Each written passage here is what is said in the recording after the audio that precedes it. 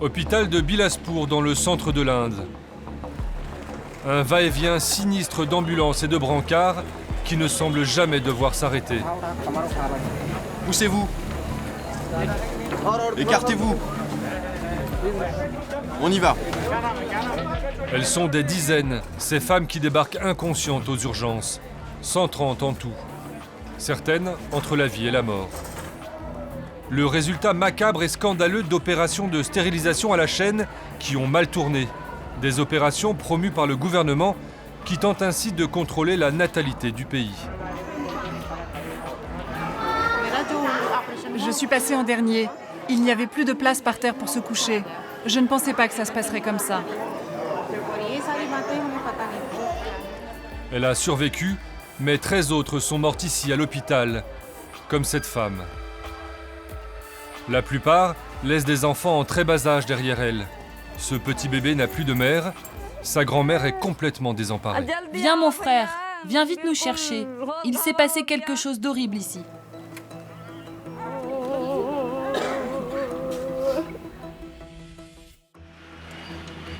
Mohamed Israël, un journaliste local, nous emmène à une demi-heure de l'hôpital. Là où ont eu lieu la majorité des stérilisations. Et on comprend tout de suite ce qui a pu se passer. C'est une clinique à l'abandon, non homologuée, sans hygiène. Tout est poussiéreux, sale. Les patientes ont été opérées dans cette salle, à même le sol. S'il semble propre, c'est qu'il a été lavé depuis. 83 femmes ont été opérées ici en moins de 5 heures. Même les antibiotiques utilisés étaient dangereux. Le médicament n'avait pas été testé, c'est certain. Le ministère de la Santé n'a publié aucun rapport et l'administration locale de la santé non plus. Aujourd'hui, les autorités locales font une inspection de cette soi-disant clinique. Dans le groupe, le docteur Pramod Tiwari, le numéro 2 de la santé publique du district, l'un des responsables des stérilisations tragiques. Il vient d'être suspendu, mais bien évidemment, il nie contre l'évidence tout problème. Regardez ici autour de nous. Tout est propre. Toutes les normes sont respectées. Mais cet endroit a été fermé. Pas du tout, l'hôpital n'est pas fermé. Nous avons des salles d'intervention qui fonctionnent, des personnels qui sont présents, et nous avons aussi un budget. Mensonge. Rien de tout cela n'est vrai. Il cherche encore à fuir toute responsabilité.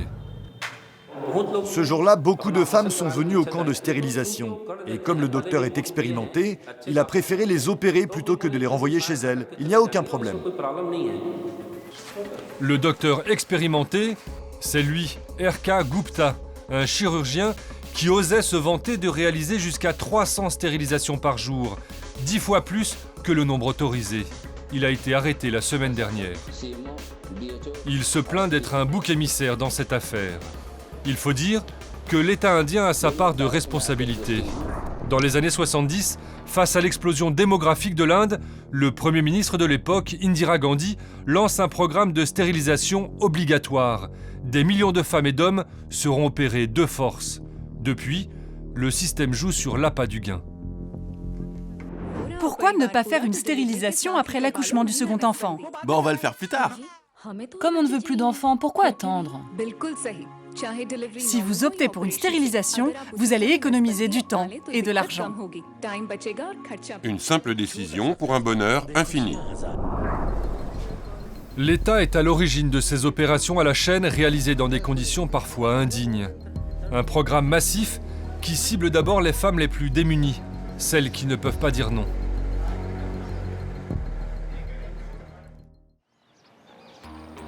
Nous sommes au Rajasthan, un État très peuplé du nord de l'Inde. Dans ces campagnes pauvres, les femmes ont en moyenne plus de 3 enfants. Cible prioritaire pour les stérilisateurs de l'État, comme Nimla Kamlaï, un agent recruteur au service du gouvernement local. Bonjour, bonjour. Elle est chargée de trouver des candidates à la stérilisation. Elle a déjà convaincu cette femme de 25 ans qui a 3 enfants. Laisse-moi voir ta tension. Montre-moi ta langue et tes yeux. Un faux check-up réalisé à la va-vite. L'opération est pour aujourd'hui. Et dans ces provinces reculées, il n'y a aucune alternative. Les préservatifs sont rejetés par les hommes et la pilule accusée de tous les maux. Ces médicaments ont beaucoup d'effets secondaires néfastes. Quels effets secondaires? des rhumes, de la fièvre, des problèmes d'acidité et de cycle menstruel. Les membres de ma famille ne seraient pas contents s'ils apprenaient que je prends la pilule. Kamlaï couvre 5 villages et elle a des quotas très précis. Chaque année, je dois faire au moins 31 stérilisations, donc j'essaye d'en faire 4 à 5 par mois. Aujourd'hui, Kamlaï a recruté 6 femmes, un très bon chiffre pour elle. Départ avec le sourire pour l'hôpital. Combien d'enfants as-tu? 2. Quelques tests et hop, anesthésie générale et opération. Là encore, dans des conditions anormales. Le chirurgien est en bras de chemise et vieux pull. Quelques minutes de travail et il empoche une prime de 100 roupies, 1,50 €. Ça n'a l'air de rien, mais comme il fait 600 opérations par an, cela représente plus de 2 mois de salaire. Et le chirurgien n'est pas le seul à être payé. Kamlaï, l'agent recruteur, reçoit chaque année l'équivalent d'1 mois de salaire en plus. Elle vient à l'hôpital aussi pour distribuer des chèques. Car les femmes, elles, touchent environ 20 €, l'équivalent d'1 semaine de salaire. Comment refuser? Je te pose le chèque ici, d'accord? De l'argent déposé sur cette femme quasi inconsciente. Résultat de ce déluge de primes, 37% des femmes indiennes en âge d'être mariées ont été stérilisées. Record mondial. Nous sommes maintenant à 5 heures de route de Bilaspur et de sa clinique de la honte. Dans ce village reculé vivent les Baïgas, une tribu en déclin démographique, théoriquement à l'abri des visées de l'État. Jour de deuil.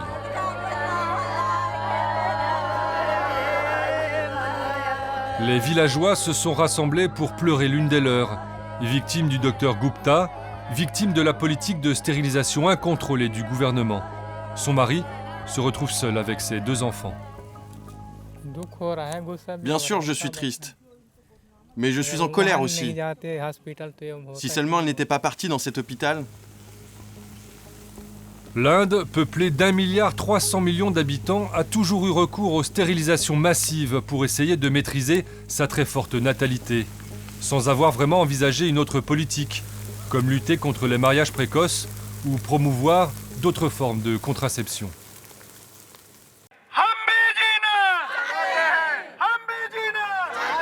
Ils sont venus réclamer le droit de vivre. Des centaines de personnes manifestent ce jour-là pour avoir accès à des médicaments qui pourraient les sauver, qui pourraient sauver des millions de personnes dans le pays. Mais aujourd'hui, les laboratoires pharmaceutiques se refusent à produire des traitements abordables. Dans la foule, Hari Shankar, un homme malade du sida.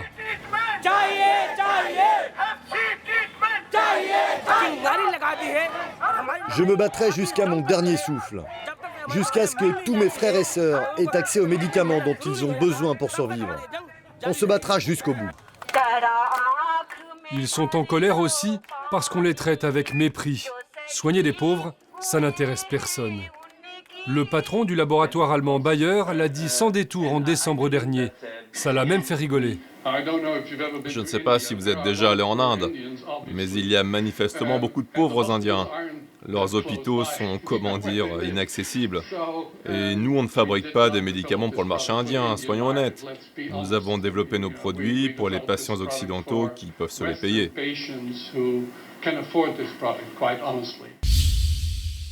L'Inde est choquée. Mais un homme a depuis longtemps déjà compris ce cynisme occidental et décidé de contre-attaquer. L'Indien Yusuf Hamid. Il est devenu l'ennemi juré des grands laboratoires en 2001. Cette année-là, les traitements contre le sida coûtaient 10 000 € par an et par malade. Mais le docteur Hamid, invité à une réunion de la Commission européenne à Bruxelles, fait une déclaration fracassante. Mes amis, dans cette partie du globe, ma compagnie est la seule aujourd'hui à pouvoir fabriquer des trithérapies efficaces contre la maladie. Nous avons décidé d'offrir ces traitements au monde entier au prix de 700 € par patient et par an. En quelques secondes, Yusuf Hamid vient de diviser le prix des traitements par 15. Son secret ? Reproduire des médicaments sans l'autorisation des grands laboratoires occidentaux. À New Delhi, nous retrouvons celui que l'on surnomme depuis le Robin des Bois des médicaments. Yusuf Hamid, un voleur de brevets, Il est très susceptible sur ces questions en tout cas. Certains disent que vous êtes un pirate. Moi aussi, je vous traite de pirate alors. Vous êtes un pirate. Pourquoi on me parle de ça? Ça suffit.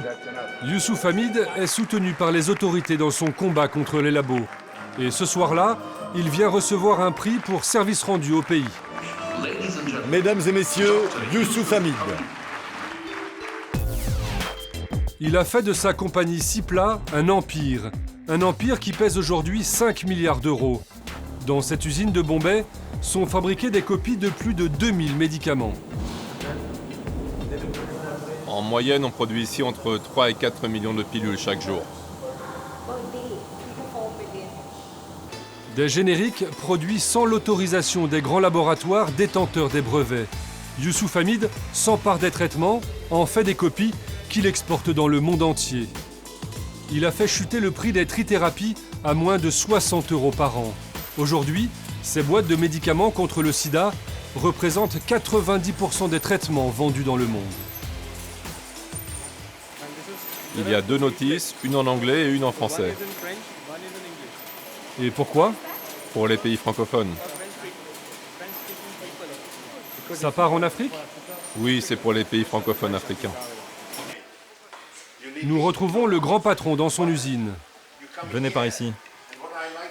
Le docteur Hamid se vante d'être un Gandhi moderne, combattant le grand capital.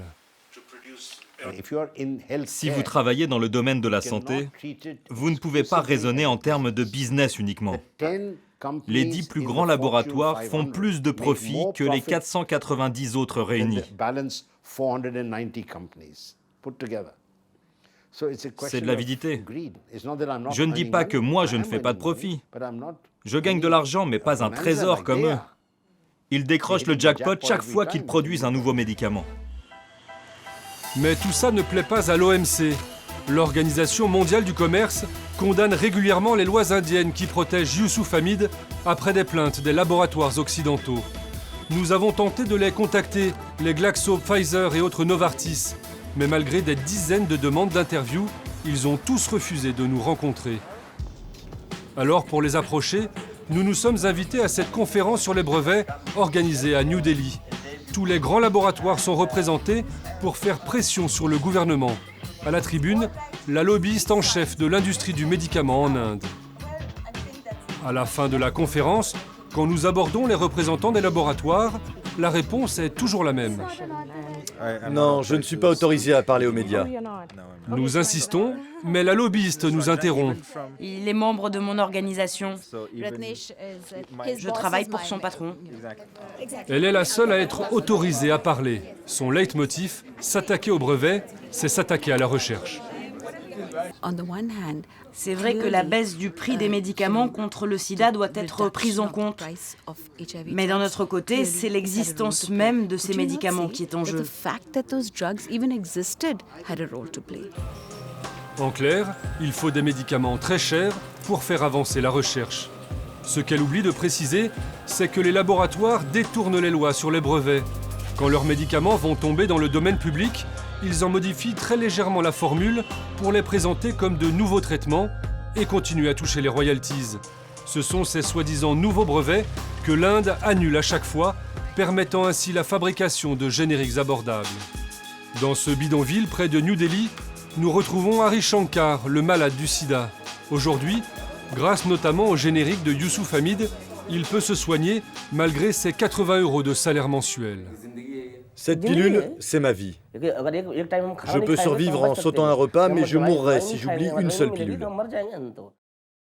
Sa femme, elle, est morte du sida il y a 13 ans déjà. Si le gouvernement de l'époque avait été capable de fournir des traitements, alors peut-être que ma femme serait encore là. Et ce n'est pas seulement l'histoire de ma femme, mais celle de milliers de personnes qui, à cette époque, ne pouvaient pas se payer de traitements et qui sont mortes.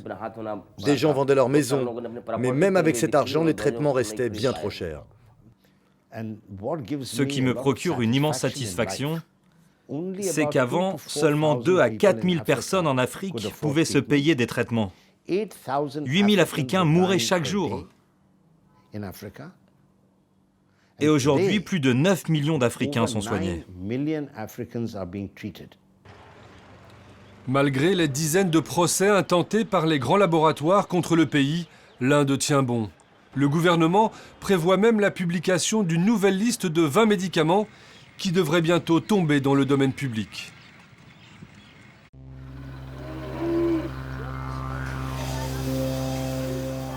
En Inde, les vaches sont omniprésentes. Dans la religion hindoue, c'est un animal vénéré qu'il ne faut surtout pas blesser, tuer ou manger. Mais de nos jours, la vache sacrée fait l'objet d'une récupération politique de la part de l'extrême droite hindoue au pouvoir. Une offensive ultra-violente contre les minorités religieuses qui, elles, consomment de la viande bovine.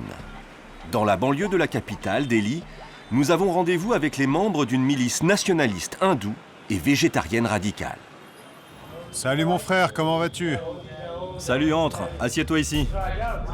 Ces hommes font tous partie d'un groupe de protection des vaches, un Gaorakshak en Inde. Cette milice privée organise des opérations commando contre les transports de bovins en partance pour l'exportation ou l'abattoir. Leur chef s'appuie sur un réseau d'informateurs. Où ça? Tu peux répéter? Le camion va passer par quelle route? Ok, 15 à 20 vaches, c'est bien ça? Je préviens mon équipe et on déclenche le raid. Demande à un de tes hommes de rester sur place et de faire le guet. Les transporteurs ne doivent pas s'échapper. Il ne faut pas les perdre de vue. Les Gaorakshak nous montrent les photos de précédents raids conduits contre ceux qu'ils qualifient de trafiquants. Ça, c'est un scooter. Sur cette photo, vous pouvez voir la viande de vache cachée dans tous les compartiments. On en a retrouvé 25 kilos.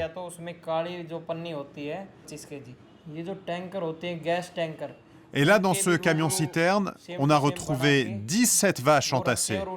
Pour les faire entrer, ils ont dû cisailler le haut de la citerne. Ces raids se terminent souvent en affrontements physiques. Bien sûr, à les entendre, la violence viendrait du camp d'en face. L'un de nos amis a été tué par ces trafiquants de vaches durant un raid. C'est lui, c'est Vikram. Il est mort en martyr. Et vous avez des vidéos de vos raids? Ah non, mais on en fera ce soir. Les membres du groupe adorent filmer leurs exploits pour les mettre en ligne. Ici, ils tabassent un homme soupçonné de faire du commerce de viande bovine et le menacent avec une arme de poing.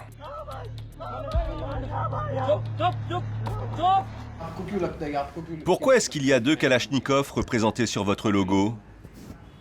C'est juste un dessin. Ça n'a pas de signification particulière? Non.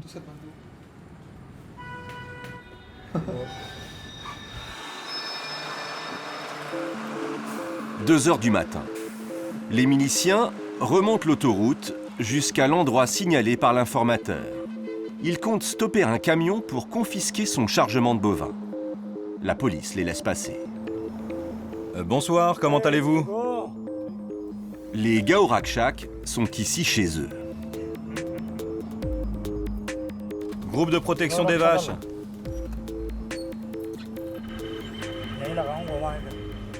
Vous ne payez pas le péage?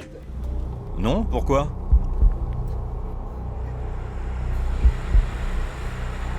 La planque commence. Elle va durer toute la nuit. Sans résultat. Le convoi n'arrivera jamais.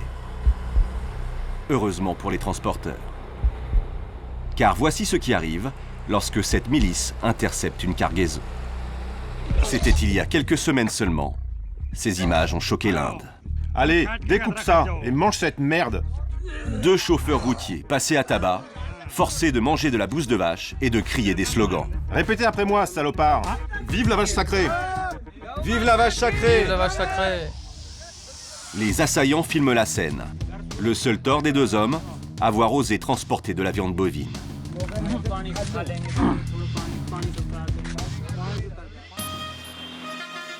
Cette nuit, Dharmendra et ses molosses ont fait chou blanc. Mais ce n'est que partie remise. Ce n'est pas la première nuit qu'on attend pour rien. On a sûrement été repérés. Ces gens veulent provoquer les hindous, s'attaquer à notre religion. Les vaches sacrées, c'est comme un membre de la famille. Si un jour quelqu'un rentre chez vous, kidnappe et torture vos sœurs et vos filles, vous ne pourriez pas le supporter. Vous réagiriez vous aussi? C'est pour ça que vous leur avez fait manger de la bouse de vache? Ça, c'était pour les purifier, ces mangeurs de bœuf. Des milices comme celle-ci, il en existerait plus de 10 000 dans tout le pays. Leur ambition? Faire de l'Inde une nation entièrement végétarienne, avec l'appui du gouvernement. Depuis 2 ans, l'Inde est gouvernée par le BJP, le parti d'extrême droite hindou. Le Premier ministre, Narendra Modi, avait clairement annoncé la couleur durant sa campagne électorale, pas touche aux vaches sacrées. Dans tous les villages d'Inde, nos vaches sont volées, puis massacrées dans les abattoirs pour être exportées à l'étranger. On nous dit que c'est bon pour l'économie du pays, mais en réalité, ils tuent notre bétail et détruisent nos rivières de lait. En 2 ans, son gouvernement a déjà versé 87 millions de dollars aux Gao Rakshak, les milices de protection des vaches. Officiellement, bien sûr, les membres de ces organisations extrémistes hindous se présentent comme de pacifiques défenseurs de la cause animale. Étale le foie mieux que ça. Toi, continue d'avancer avec le tracteur. Bharat Kothari est un pionnier. Gao Rakshak depuis 25 ans, l'amoureux des vaches a créé ce refuge, l'un des plus grands du sous-continent. 7000 bovins sont rassemblés ici. Combien de vaches avez-vous sauvé? Depuis mes débuts, j'ai sauvé 100 000 vaches environ. Pour les hindous, la vache, c'est notre mère nourricière, celle qui nous donne le lait, donc la vie. Nos vies dépendent d'elle. La veille de notre arrivée, il a intercepté un camion transportant une 60aine de bovins. Certaines sont mal en point. Un vétérinaire a été appelé. Bon, au moins celle-ci n'a pas de fracture. Je vais lui prescrire un antidouleur et ça devrait aller mieux rapidement. En revanche, elle est déshydratée. C'est comme ça qu'elles étaient transportées. Leurs pattes étaient ligotées. Une 50aine de bénévoles prennent soin des bêtes. Et le gouvernement verse des subventions. Budget de la ferme, 1 million d'euros par an. Si les nationalistes hindous ne mangent pas de vaches, rien ne leur interdit en revanche de tirer profit de l'animal sacré, à condition de ne pas lui faire de mal. Bharat Kothari nous conduit dans ce magasin qui vend toute une gamme de produits à la saveur vraiment spéciale. Ça, c'est un shampoing fait à base d'urine de vache. Ce produit, c'est pour les femmes qui ont des maladies sexuelles. C'est aussi fait à base d'urine de vache. La pisse de vache, la solution miracle contre la chute des cheveux, les maux de ventre et même le cancer. Sous forme de tablettes, de savon ou de boissons gazeuses, c'est le nouveau business des nationalistes hindous. Ces produits sont élaborés dans des fermes-usines comme celle-ci. Il est 5 h du matin, une course contre la montre vient de débuter.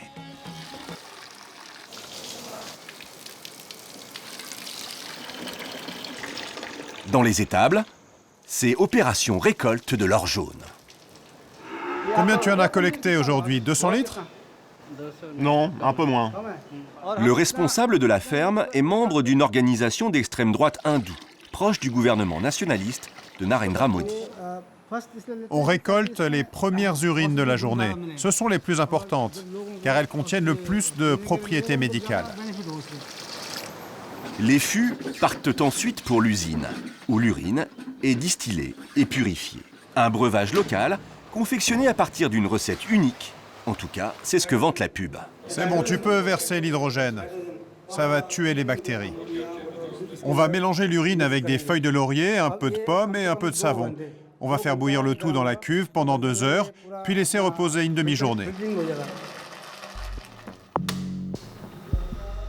3000 bouteilles sont vendues chaque mois. 1,50 € pièce, un best-seller. Le responsable nous invite à la dégustation. Voilà, l'urine est prête. En général, pas besoin de boire plus de 10 ml, sauf si le médecin prescrit plus.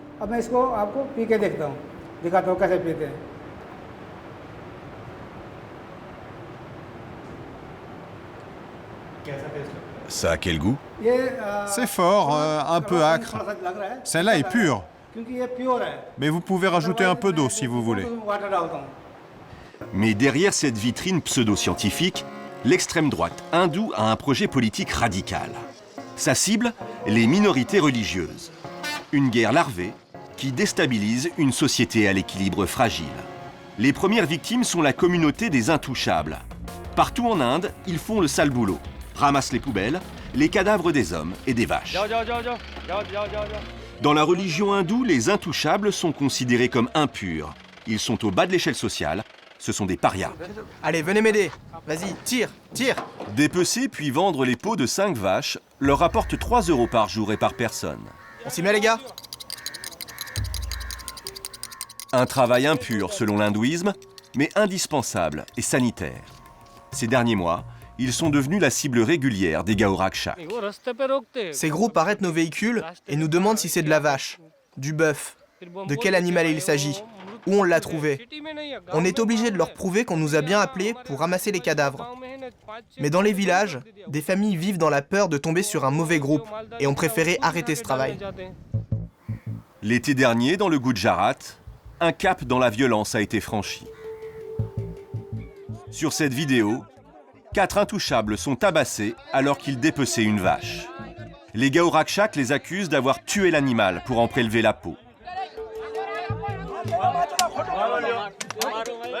Frappés à coups de barre de métal, les intouchables sont ensuite attachés à un véhicule et traînés en ville. À 500 mètres à peine d'un poste de police, ils sont à nouveau battus en public. Personne ne réagit. Leur calvaire va durer 7 heures. Sur les lieux du dépeçage, seuls subsistent quelques ossements. Les intouchables, qui avaient l'habitude de s'y rendre pour travailler, n'osent plus y aller. Vacharam Sarvaya et ses frères vivent désormais reclus, sous protection policière. Ramesh, viens m'aider à nourrir les vaches. Un mois après l'agression, les stigmates sont toujours visibles. Ça, sur mon bras, c'est la marque des coups de bâton. Et là, ces cicatrices sur ma main, ce sont des coups de couteau. Et là, sur mon dos, c'est la trace d'une barre en métal. Le problème, c'est qu'on n'a plus de force. On ne peut plus travailler. On n'arrive même plus à traire nos vaches. Nos corps sont fichus. L'enquête a finalement prouvé que le bovin avait été tué par un lion, échappé d'une réserve voisine. Mais le père de Vacharam, traumatisé, refuse de le laisser retourner ramasser des carcasses. Ces gens nous battent alors que nous faisons notre boulot. Nous n'avons aucun moyen de nous défendre. Maintenant, je préfère crever de faim plutôt que de continuer à faire ce travail. Alerté de notre présence, le chef de la police interrompt l'échange. La caméra n'est pas la bienvenue. Il dissuade la famille de nous parler. Vous êtes vraiment stupide de les laisser filmer. Ils vont donner une mauvaise image du pays. Allez, ça suffit. Dites-lui d'arrêter sa caméra immédiatement. Nous partons pour éviter que les intouchables ne subissent de représailles. Le sujet est ultra sensible. Depuis l'arrivée au pouvoir du parti nationaliste hindou il y a 2 ans, le nombre d'attaques a explosé. Et les intouchables ne sont pas les seules victimes. Les milices s'en prennent aussi aux musulmans, dont la religion autorise la consommation de viande bovine. 2 femmes musulmanes soupçonnées de transporter du bœuf ont été rouées de coups dans une gare dans le centre du pays par une milice hindoue.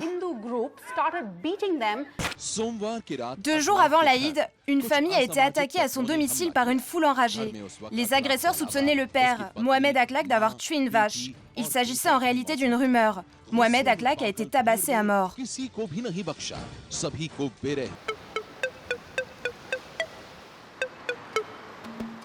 Bombay, l'ancien joyau de la couronne britannique, capitale économique de l'Inde, est devenue l'une des vitrines politiques de la droite nationaliste au pouvoir. Depuis 1 an ici, quiconque abat, vend ou mange du bœuf ou de la vache risque jusqu'à 5 ans de prison, quand le harcèlement sexuel n'est puni que de 3 ans d'emprisonnement. La communauté des bouchers musulmans de Bombay a été la première touchée. L'abattoir de Deonar était le plus grand d'Asie.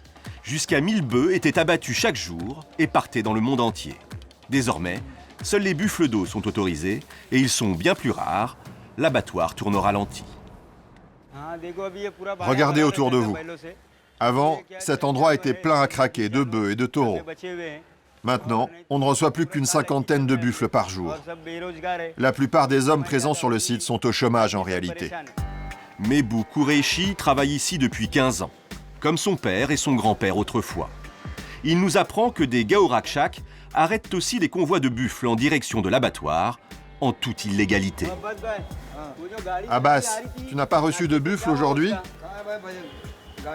Non, le camion a été stoppé cette nuit, sur la route, par des hommes. C'était les Gaorakchak? Oui, même quand on est en règle, qu'on a tous les papiers, ils arrêtent nos camions. Depuis que Narendra Modi a été élu, de plus en plus de fondamentalistes hindous veulent en finir avec les musulmans de Bombay. Ils veulent anéantir la communauté des bouchers. Leur but, c'est de tuer notre business et de nous pousser à quitter la ville. Mebou Qureshi vit dans le bidonville en face de l'abattoir, avec 10 membres de sa famille. Son salaire a été divisé par 4, de 200 € à 50 € par mois. Les dettes se sont accumulées.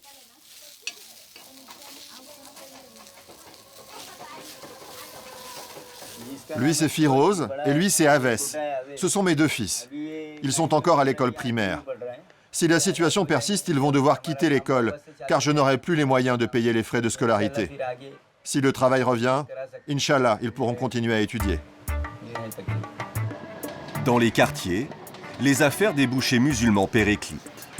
Et pour les clients, fini la côte de bœuf. Il n'y a plus que du buffle d'eau à se mettre sous la dent. Une viande 2 fois plus chère. Ça fait 580 roupies, ma sœur. Vous avez déjà mangé du buffle? Le goût est horrible. On a envie de vomir.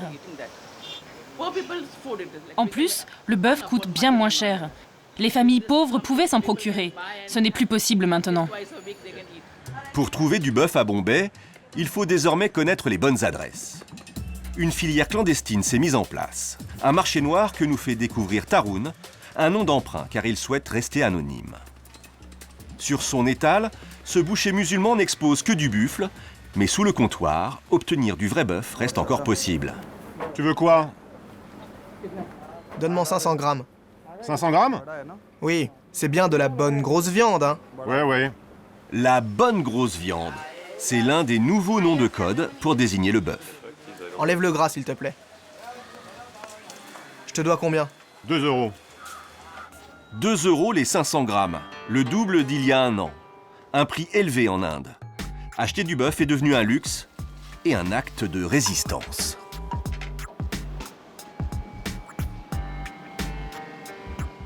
C'est bizarre de faire quelque chose d'illégal.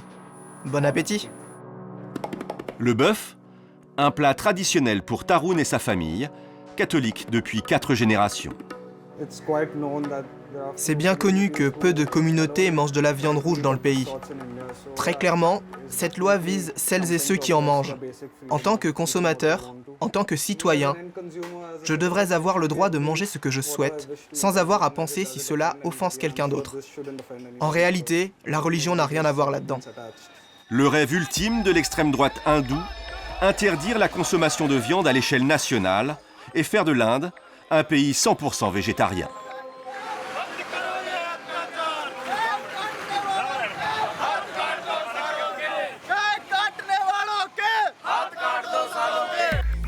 Nous retrouvons Dharmendra Yadav et sa milice dans la banlieue de Delhi. Avec d'autres Gaorakchak dopés à la pisse de vache, ils tentent de faire irruption au siège de la police locale.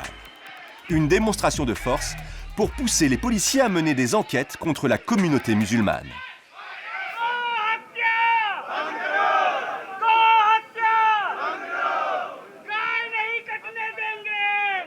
Leur projet politique est on ne peut plus précis. Notre Premier ministre doit prendre des mesures immédiatement contre ces terroristes qui divisent le pays. Donc les mangeurs de bœuf doivent être condamnés? Toute personne qui contrevient à la loi doit être pendue sur le champ. Être hindou, ça signifie qu'il est interdit de faire du mal à n'importe quel animal. Même pas un insecte. C'est écrit dans nos textes sacrés. C'est un péché de tuer qui que ce soit. L'Inde est-elle vraiment une nation végétarienne depuis la nuit des temps? Pour ce spécialiste, c'est un non-sens historique. Le professeur Jha a rédigé plusieurs ouvrages sur l'histoire culinaire indienne qui lui ont valu des menaces de mort. Il révèle que certains textes anciens encourageaient le sacrifice et la consommation des vaches. Des textes rédigés en sanskrit, une langue sacrée.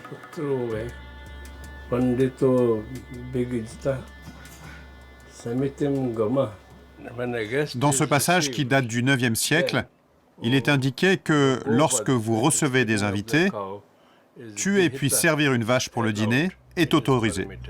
Pour le professeur, cette guerre du bœuf n'est qu'un prétexte de la droite pour affirmer la suprématie hindoue. Un jeu politique aux conséquences désastreuses. Cela va diviser et fracturer le pays.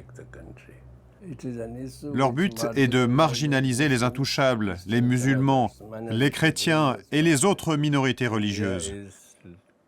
L'Inde va traverser des jours sombres et le BJP est en train de faire revenir le pays au Moyen Âge. Face à la haine, les minorités commencent à faire entendre leur voix. Tout l'été, les intouchables sont descendus dans les rues pour manifester contre les extrémistes hindous et la passivité des autorités.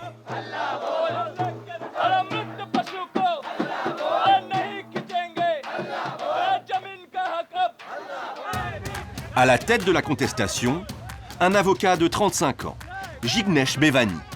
En quelques jours, cet intouchable est devenu le visage de la lutte contre les milices de défense du bœuf.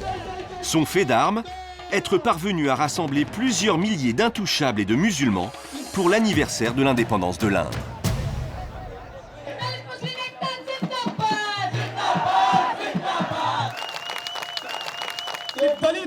Je veux dire à ces gars au Ratchak, aux nationalistes hindous, cessez de tester notre patience. Désormais, si une main se lève sur nous, nous répliquerons sans attendre. Un défi clairement lancé au gouvernement de Narendra Modi. L'interdiction du bœuf, j'appelle ça un fascisme alimentaire. On doit se débarrasser de cette idéologie insensée en créant un immense mouvement démocratique dans tout le pays. Nous devons nous unir aux fermiers et aux commerçants qui sont aussi touchés. Depuis le rassemblement, Jignesh Mevani a été arrêté à plusieurs reprises par la police. Les groupes de protection des vaches, eux, poursuivent leurs actions. En moyenne, une attaque violente de Gaorakshak est recensée tous les 2 jours dans les médias. Autour du bœuf, 2 Indes s'affrontent désormais. Exactement l'objectif des fondamentalistes hindous. Comme tous les matins à New Delhi, Sahil Banotra s'apprête à partir au travail. Dans sa garde-robe, pas de costume cravate. Sa tenue de bureau est une kurta, une tunique traditionnelle. Aujourd'hui, rose. Et ce n'est pas une question de goût vestimentaire. Mardi, j'en porte une jaune. Mercredi, une verte. Pourquoi? C'est en fonction des jours et des planètes. Lundi représente la Lune, donc blanc. Mardi, c'est Mars, et c'est le jaune. Mercredi, Mercure, donc vert. Dimanche, jour du soleil. En Inde, c'est le rose qui est recommandé. Des règles que se doit de respecter à la lettre le jeune homme de 28 ans, car il est astrologue professionnel, issu de la prestigieuse caste des brahmanes. Dans sa famille, les constellations, c'est une vieille histoire. C'est une tradition chez nous. Mon grand-père était astrologue, puis mon père après lui. Aujourd'hui, c'est mon tour. C'est un métier qu'on s'est passé de génération en génération. Avant, les membres de ma famille travaillaient même comme prêtres et comme conseillers officiels des Maharajas. En Inde, connaître son avenir est une obsession. Dans un pays qui compte pas moins de 33 millions de divinités, rien de plus important que de consulter les étoiles. Et ça commence dès le plus jeune âge. Sahil a été appelé dans ce quartier populaire. Rentrez, rentrez. Une petite fille a vu le jour il y a 1 mois et demi. Sa famille veut lui faire son thème astral. Bonjour, comment vous appelez-vous? Sanjay. Les prévisions de l'astrologue jouent un rôle clé. Il détermine par quelle lettre doit débuter le prénom du bébé. Parents, grands-parents, tout le monde attendait le devin avant de la baptiser. Dites-moi, à quelle heure est-elle née? Midi 47. D'accord. Et son lieu de naissance? New Delhi? Oui, New Delhi. D'après ces résultats, aucun doute, le prénom doit commencer par la lettre D. Sur cette carte, chaque case représente un aspect de la vie. Santé, travail, mariage. Les hindous croient que la position des planètes lors de la naissance détermine l'avenir. Elle s'appellera donc Diya, ce qui signifie lumière. Saturne est très forte sur sa carte. Cela donne des personnes agitées, voire colériques. Votre fille ne va pas tenir en place. Et ça vous inquiète?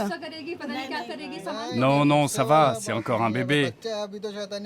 Bon, c'est sûr, elle va faire pas mal de bêtises. Moi, je me méfie.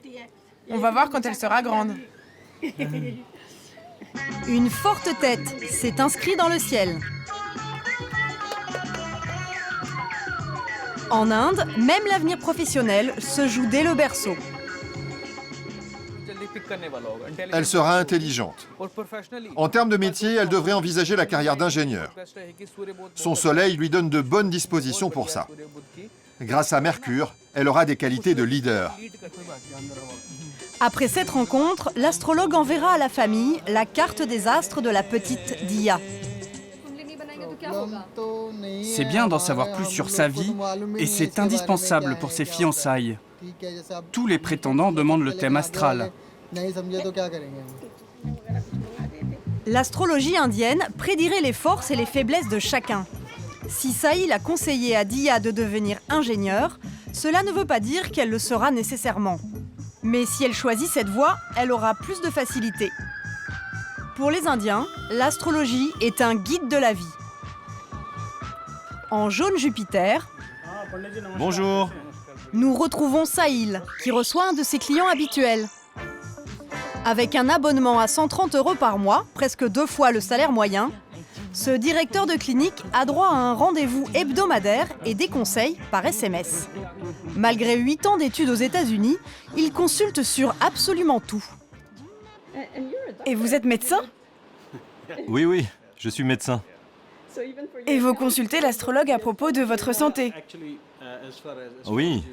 En fait, l'astrologie, les positions des planètes ont forcément un effet sur notre santé. Alors j'aime bien consulter les astres. Ça ne peut pas faire de mal. À 34 ans, Gaurav rêve de la femme parfaite. Il a déjà présenté une centaine de prétendantes à l'astrologue. Elle est née quel mois? En juin 85. Voici la 7e case, celle qui indique le bonheur marital. Dans votre carte, regardez, Mars n'a pas d'influence sur la case numéro 7. Alors que sur celle de la fille, Mars domine cette case du mariage. Si vous l'épousez, cela peut mener à une séparation. Dans l'avenir? Oui, tout à fait. À cause de sa puissance, Mars peut provoquer un divorce. Selon moi, il ne faut pas poursuivre cette relation. Et non, le médecin n'a pas l'impression de se faire avoir. Pour lui, c'est même une méthode rentable. Pas besoin d'inviter toutes les filles à dîner. Et vous aviez déjà rencontré cette fille? Non, pas encore. D'abord, je vérifie si nos thèmes astro sont compatibles. Et si c'est le cas, je la rencontrerai en chair et en os. En consultant l'astrologue avant, cela nous permet de mieux connaître la personne. L'astrologie nous aide à nous préparer, à savoir ce qu'on peut attendre de cette union, si elle se concrétise. Pour trouver une fiancée, Sahil conseille à son client une puja, une cérémonie religieuse, bien plus efficace apparemment que d'aller draguer sur Tinder. Les offrandes sont censées attirer la bienveillance des astres. Imaginez que je vous prédise un accident. Grâce à des prières, on peut éviter que vous ne soyez gravement blessé. Vous vous en sortirez peut-être avec un simple bleu. On ne peut pas complètement annuler un mauvais présage, mais on peut en diminuer l'impact. Sahil suggère souvent d'utiliser des pierres précieuses ou des pèlerinages, mais d'autres astrologues vont un tout petit peu plus loin. Cette vidéo a été visionnée par plus de 2 millions de personnes. Un devin a prédit à cette jeune indienne la mort rapide de son premier époux. Pour éloigner le mauvais sort, sa famille l'a marié à un chien. Les villageois m'ont dit que de nombreuses jeunes filles avaient accompli ce rite, qu'elles s'étaient débarrassées de leurs maléfices et avaient vécu heureuses après. On dirait de la superstition, mais en Inde, on ne plaisante pas avec l'avenir. Grâce aux nouvelles technologies, le marché des prédictions explose. Sur Internet, on trouve des dizaines de sites consultés même par des stars de Bollywood ou le Premier ministre. La dernière mode, l'astrofinance pour prédire l'évolution de la bourse. Impossible pour la télévision d'échapper à ce raz-de-marée. Deepak Kapoor anime l'horoscope matinal sur Hashtag, la chaîne d'information numéro 1 du pays. Elle attire 100 millions de téléspectateurs chaque semaine. Mais ce n'est pas assez pour cet astrologue qui ne se donne aucune limite. Avec ce programme et mes prédictions quotidiennes, je m'adresse potentiellement à 7 milliards d'êtres humains sur cette planète. C'est beaucoup de pression de trouver quelque chose qui résonne en chacun d'entre eux. Dans quelques minutes, Deepak est attendu au studio. Cet après-midi, il va enregistrer les 5 horoscopes de la semaine avec le présentateur de la matinale. Bonjour, bienvenue à l'émission Vos étoiles avec notre star astrologue, Deepak Kapoor. Écoutez attentivement votre horoscope. Que devez-vous faire ou ne pas faire aujourd'hui? C'est important. Bonjour. En ce qui concerne le signe du lion, si on vous fait une proposition de business qui demande de gros investissements, surtout n'empruntez pas aujourd'hui. Cela ne vous rapporterait pas autant qu'espéré. Les audiences de Deepak sont tellement fortes que c'est l'heure à laquelle la chaîne vend le plus de publicité. Pour le producteur du show, ce succès était prévisible. L'astrologie, c'est un savoir, une science. Comme une torche qui indique le chemin pour améliorer nos vies. C'est pour ça qu'autant de gens regardent l'émission. En Inde, le business des divinations représente un énorme enjeu économique. 30 milliards de dollars de chiffre d'affaires par an. Et gare à ceux qui osent douter de ses croyances. Il y a quelques années, une autre chaîne de télévision diffusait un affrontement épique. Un militant rationaliste défiant un célèbre gourou qui prétendait pouvoir tuer un homme en quelques minutes avec ses mantras. S'il vous arrive quelque chose, ne venez pas vous plaindre. Après 30 minutes de malédictions épuisantes, le cobaye cartésien s'en sort sans la moindre égratignure. Je me porte à merveille. Vos histoires de mantra et de tantra sont une imposture. Non, c'est parce que vous ne m'avez pas laissé le temps de finir le rituel. Après plusieurs faits d'armes similaires, le militant rationaliste menacé de mort a dû s'exiler en Finlande. Loin de ces violences, la plupart des Indiens considèrent plus simplement l'astrologie comme une science. Voici Bénarès, la ville sainte au bord du Gange, le centre de l'univers selon les textes sacrés. Ici, les croyants viennent se purifier dans l'eau du fleuve et les étudiants obtenir un doctorat en astrologie.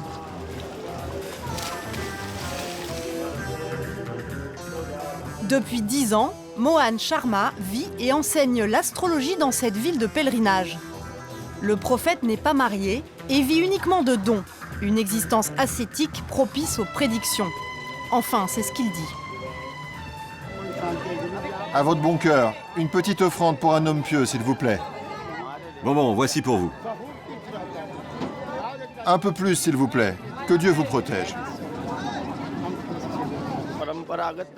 On ne peut pas devenir un maître dans cet art si on n'a qu'un intérêt commercial en tête. C'est un savoir qui doit venir de l'âme.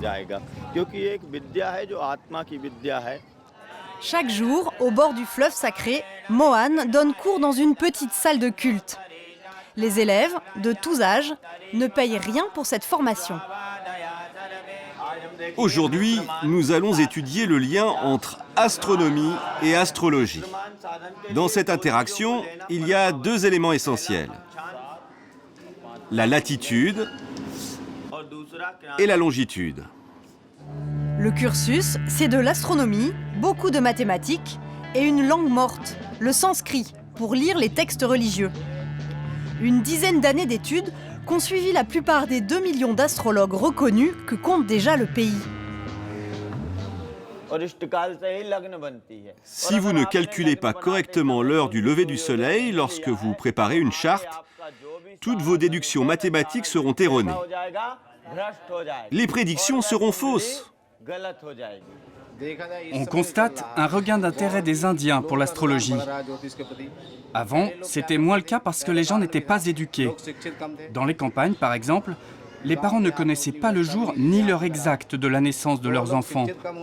Alors ils s'intéressaient moins aux prédictions. Pour Mohan, le gourou, l'astrologie peut changer le cours de l'histoire. Elle peut même amener la paix dans le monde. C'est pas une blague.